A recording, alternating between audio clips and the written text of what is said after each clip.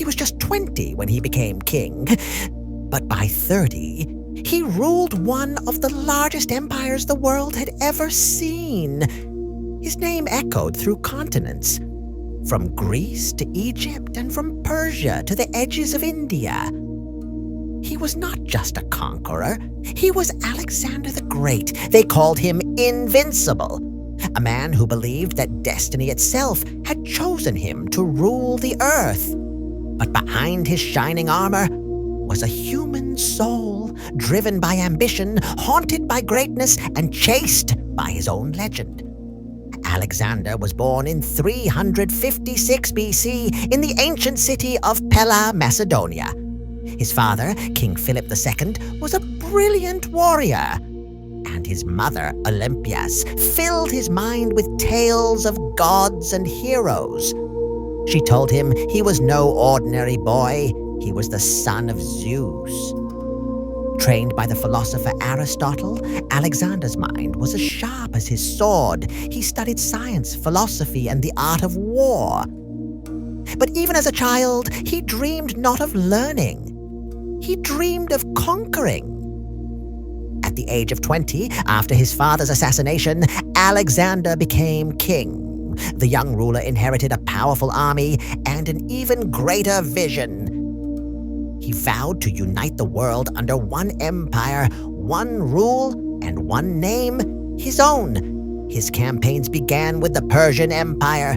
Against all odds, Alexander defeated the mighty King Darius III.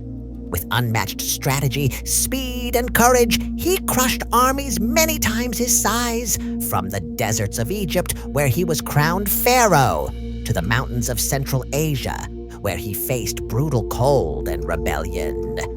Alexander marched on. Every city he entered, he named Alexandria. Every victory carved his name deeper into history. But conquest has a price. The further Alexander went, the more he lost of himself. His soldiers grew weary. His closest friends questioned his godlike ambitions.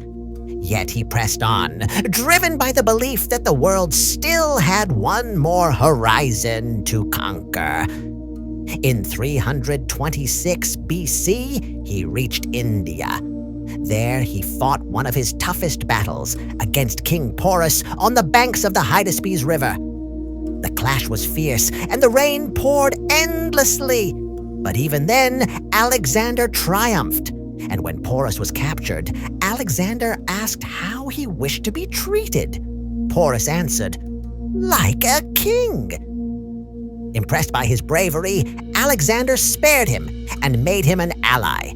After years of endless wars, his army refused to march further east.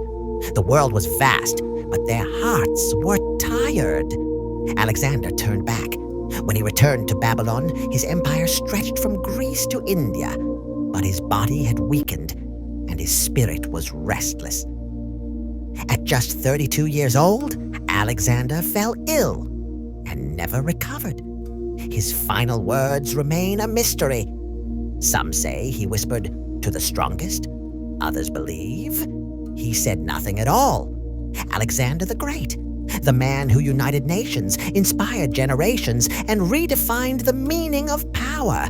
He died young, but his dream of a boundless world still lives on.